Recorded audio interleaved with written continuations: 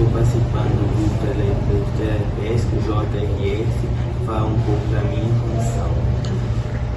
Bom dia, meu nome é Maria Carolina, faço parte da turma do Gui. E hoje eu vim apresentar o programa Telespectro JRS. E hoje eu vim entrevistar algumas pessoas que estão por volta da vida do Gui, que no caso são a sua professora de apoio, a sua terapeuta ocupacional e a sua mãe, e conversar um pouco com elas e saber como é conviver com uma pessoa que tem TEA. E agora estamos aqui com a terapeuta ocupacional do Gui. Bom dia, meu nome é Gabriele, sou terapeuta ocupacional formada na UFMG há 9 anos e esse ano já completam 10.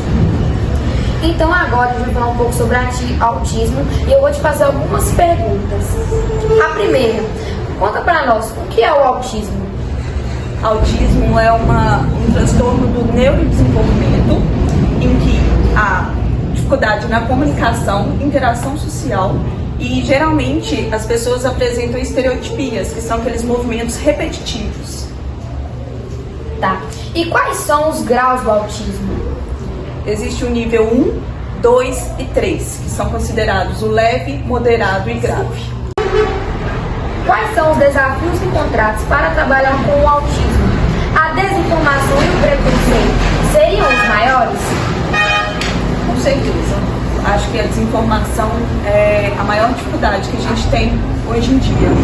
O autismo ele tem sido divulgado nos últimos anos com maior evidência, mas infelizmente nós temos ainda muita gente que não conhece ou que julga o autismo como algo muito difícil, muito complicado, sem ter vivência, sem conhecer a área.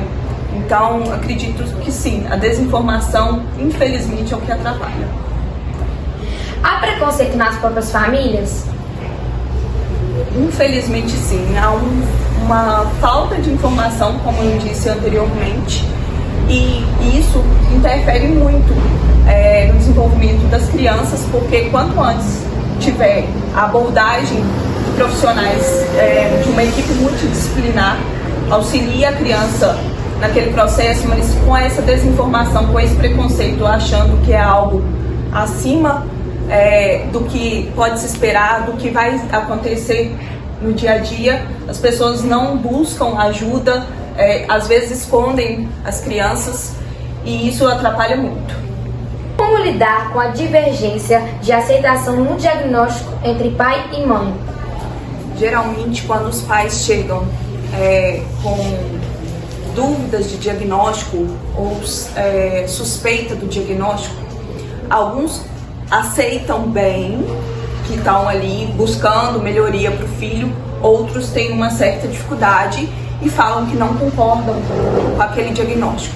Geralmente, eu falo que é necessário a gente olhar o indivíduo além do diagnóstico, porque não vai ser a Maria ou o João que eu vou falar, é autista. Não, eu tenho que olhar a individualidade de cada um, eu tenho que olhar o contexto de cada um e falar que a gente vai auxiliar nesse processo, o que ele está com dificuldade, o que ele precisa fazer para melhorar no dia a dia dele, independente do diagnóstico. O diagnóstico vai servir para mim para saber quais são as suas limitações. Agora, para finalizar aqui, o que você diria para os alunos da nossa escola sobre o autismo? Olha, nós temos que sempre olhar para o outro com respeito.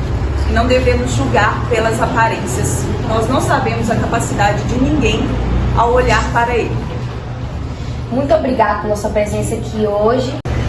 Agora estamos aqui com a professora de apoio do Gui.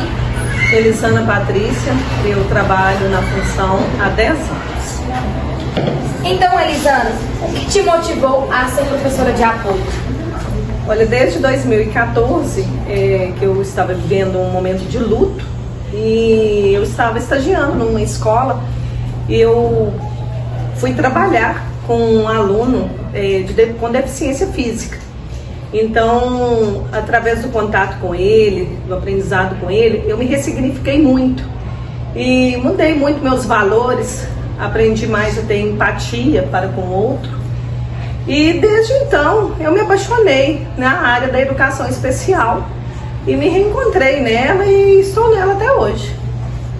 Como é trabalhar com a pessoa com TEA? Olha, eu acredito que seja um aprendizado constante, todos os dias, né? É um aprendizado, uma adaptação, e não é só aprender, é ensinar e aprender com eles também, porque eles têm muito para nos ensinar.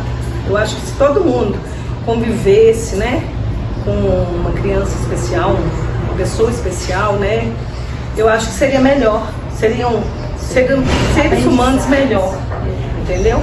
Porque eles nos ensinam muita coisa, coisas que às vezes a gente não dá valor, mas são essenciais para uma vida. Quais as dificuldades que você enfrenta em sala de aula como professora de apoio?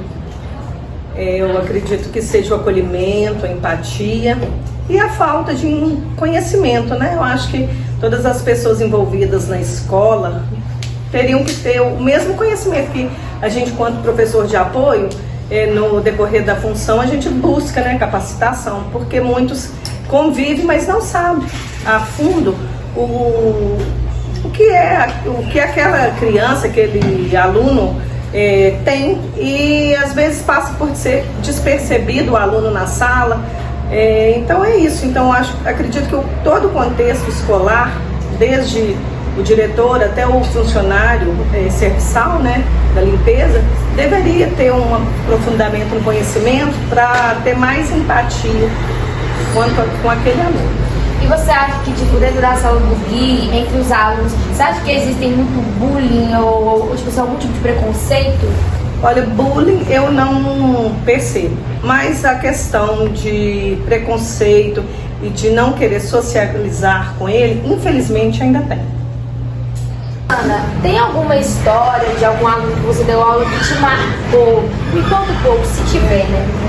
Olha, por todos que passaram na minha vida, de uma certa forma, marcou minha vida. Porque me mudou quanto pessoa, quanto profissional.